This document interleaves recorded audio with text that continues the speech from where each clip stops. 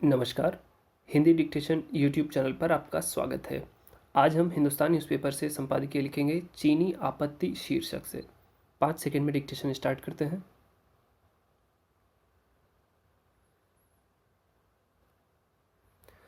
चीनी साम्राज्यवाद वैश्विक राजनीति में लगातार तनाव बढ़ा रहा है।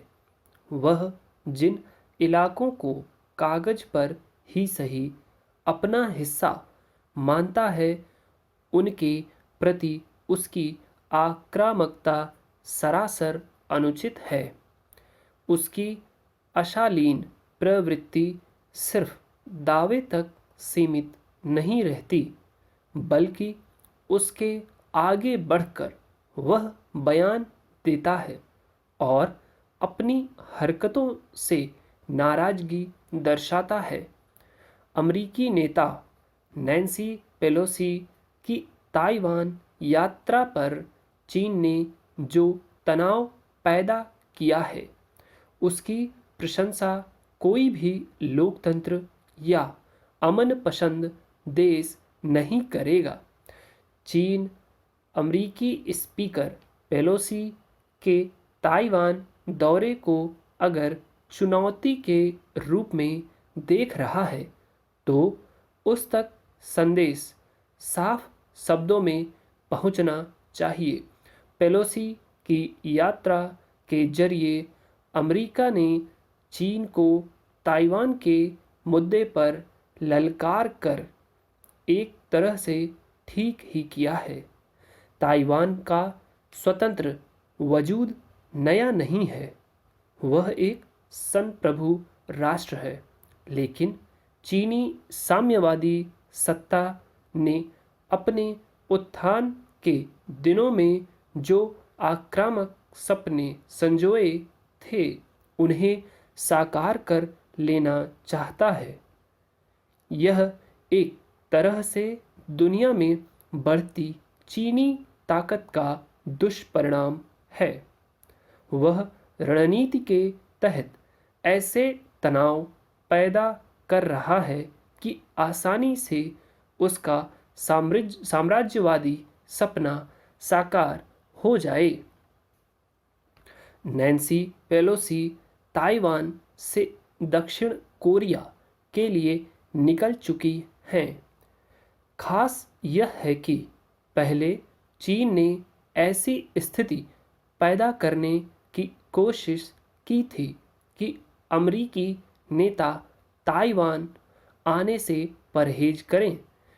चीन ने एक तरह से सीधे सैन्य कार्रवाई करने की धमकी दे डाली थी। हालांकि अमेरिका ने भी उचित ही न झुकने का इरादा स्पष्ट कर दिया है। आज बड़े व आक्रामक देशों के पड़ोस में स्थित छोटे देशों की संप्रभुता की रक्षा जरूरी है। कायदे से चीन को ज़्यादा जिम्मेदारी का परिचय देना चाहिए, लेकिन उसने रणनीति के तहत केवल रूस से लगती अपनी सीमा का समाधान किया है। भारत सहित बाकी देशों के साथ वह सीमा विवाद को जारी रखे हुए है। यह अब स्पष्ट है कि रूस हर तरह से चीन के साथ है। कहीं न कहीं रूसी नेता पुतिन की योजना भी साम्राज्यवादी है और इसलिए वह यूक्रेन से युद्ध लड़ रहे हैं। यह भारत के लिए चिंता की बात है। ताकतवर देश अगर इस तरह से पड़ोसी देशों या उनकी जमीन पर दावा करने लगेंगे, तो यह गलत प्रवृत्ति भविष्य में क्या रूप लेगी।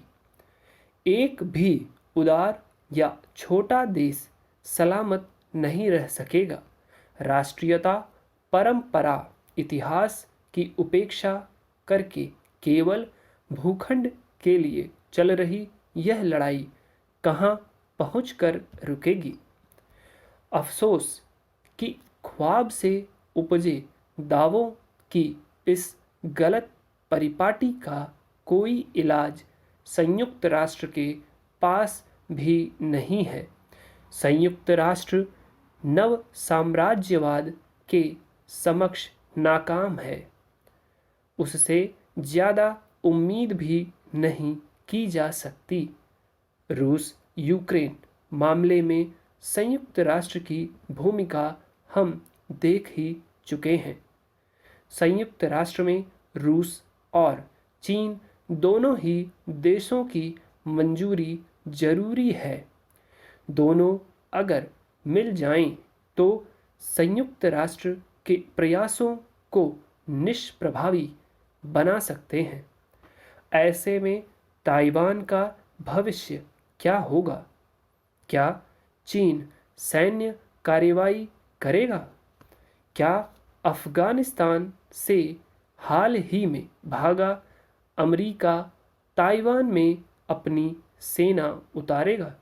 अब चीन ने ताइवान के भयादोहन के लिए कहा कि वह ताइवान के पास युद्धाभ्यास करेगा। हालांकि ताइवान ने भी पूरी मजबूती का परिचय दिया है। अगर दुनिया ताइवान के साथ खड़ी नहीं होगी तो यकीन मानिए दुनिया मध्य युग की तरह ही कब्जे की लड़ाई में लग जाएगी। जो देश आज चुप रह जाएंगे उन्हें शायद भविष्य में कोई ना कोई कीमत चुकानी पड़ेगी। ये डिक्टेशन न्यूज़पेपर हिंदुस्तान से लिया गया हुआ है। ये लगभग 6.50 सेकंड में बोला गया है। इस डिक्टेशन को अगर आप एक बार में नहीं लिख पाए हैं, कुछ डिफ़िकल्ट नाउन हैं जैसे कि जो बाइडन है और स्पीकर पेलोसी या नैन्सी पेलोसी जो जिनका नाम है, ठीक, ये सब जो वर्ड्स हैं इनकी आप अलग से प्रैक्टिस कर लीजिए।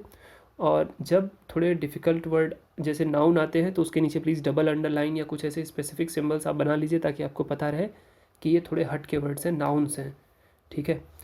और अगर कोई डिफ़िकल्टी है किसी वर्ड में तो प्लीज़ आप जो है हमारे Telegram channel Hindi dictation search करिए, मिल जाएगा। वहाँ पर आकर आप वर्ड्स को लिख दीजिए, हम उसके शॉर्ट हैंड बना के ग्रुप में डाल देंगे। या अगले वीडियो में जैसे अभी तक हमने 4 पार्ट बना लिए हैं शॉर्ट हैंड की डिक्टेशन में जो डिफ़िकल्ट वर्ड होते हैं उनकी आउटलाइंस के, तो उसमें भी हम इंक्लूड करेंगे 5-6 पार्ट में। यदि आपकी और किसी खास तरीके के डिक्टेशन की डिमांड है तो प्लीज़ आप उसको भी कमेंट में मेंशन कीजिए, हम आने वाले वीडियोज़ में उसको भी कंसीडर कर सकते हैं, ठीक। और वीडियो को प्लीज़ लाइक करें, चैनल को सब्सक्राइब करें। अभी हमारी कम्युनिटी बहुत छोटी है, आप लोगों के सहयोग से हम जल्दी ग्रो कर सकते हैं। Thank you very much.